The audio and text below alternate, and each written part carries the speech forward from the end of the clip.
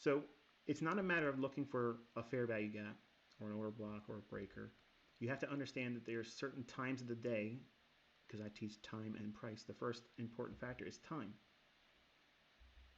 And if you don't know what time it is in relationship to what the algorithms do, the relationship between smart money that uses an algorithm to get in sync with the algorithm that is the price engine, the mechanism that causes the markets to run higher or lower for liquidity. It's not the buying and selling pressure. It's going to go to these levels regardless of how many people are buying it or selling it. There's lots of people out there always tossing market orders in there. And all they got to do is control where it's going. Somebody's going to book the price. There's always market orders coming in. Not everybody's trading with a limit order. Not everybody's trading with a stop order. Market orders are coming in all the time, and they only need one contract, the book price. So your idea about volume is flawed. You have to know what they're doing, why they're doing it, where they're taking price, and for what reason. And when is it expected? Time. When I'm teaching you how to anticipate certain events by time. So I'm not worried about missing moves. My students are not worried about missing moves. Why? Why are they so confident when they're being interviewed by the funded account companies that pay them out? That's the common denominator. They're all saying, my students that are being profitable in those funded account companies are the most confident. They don't sound like someone that just got lucky. That's coming from their own words, their own interviews. They're talking and saying those things. That's not me, that's them, because they've done the work. They've done these things, and they have seen the evidence that these things repeat by time first, so we can anticipate when the next type of setup is going to form. So in the next 5 or so minutes, I'm going to close this video out with these talking points. That way you can come away from this today with the right mindset. We are not falling victim to being surprised by price action. We're not ever looking at price and saying, oh my goodness, where did that come from? Why did this happen? Like you've never heard me say that. I'm never going to say that. I'm not surprised. Everything that I'm teaching you is scripted. Everything that you see in price is scripted. It's already predetermined. You're so busy worrying about your indicators and entry models to pay attention to the fact that these things are repeating every single day and every single week. And unless you look for them, you won't ever identify them. It'll never happen. You'll never pay attention to it because the magician's got you over here with the sleight of hand. You're watching this hand when the real work's done in the other. They got you looking at indicators. They got you arguing about what method's better. I don't have a method. I'm the market. I'm Mr. Time and Price. Okay?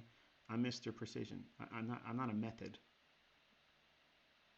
So when these things are observed and studied, you're not surprised when you see things like the buy-side liquidity that's been delivered here. You're not surprised by the fluctuations to a very specific level in a manner that is predetermined. It's predictable. That's the thing that most people don't understand. That's the power that you're looking for, but you can't identify it. You don't even know that's available, so therefore you don't pursue it. And then you come into contact with me, and then you're seeing these types of things here, and they're not big runs. They're not big price runs. I understand that. You can schedule your trade setups, like the TV guide. I know every single day, every single trading day that has a full trading session. There you go. There you go. One more time. This must be random, isn't it? Must be random, ICT. Must be random. This stuff just keeps happening all the time. Can't find that in your books. But you can schedule all of this stuff. So if you can schedule things like 11:50 to 12:10, there's your lunch macro. I didn't just make that up to make this fit today. Go back and listen to my other teachings. Listen to my Twitter spaces. As much as I hate saying that now. There's a lot of information on those things, even though they're laced with a lot of, unfortunately, bad language sometimes. Here is 1150. In between those two times, okay, there will be a price run that runs the liquidity that goes against the daily range. And what am I saying there? I'm stating that the price will run to the liquidity that will be used for protection purposes on what was utilized in delivery of the morning session. In layman's terms, what has happened in the market since the morning? 9:30 drop. So shorts have been profitable. At 11:50 to 12:10 starts in a macro.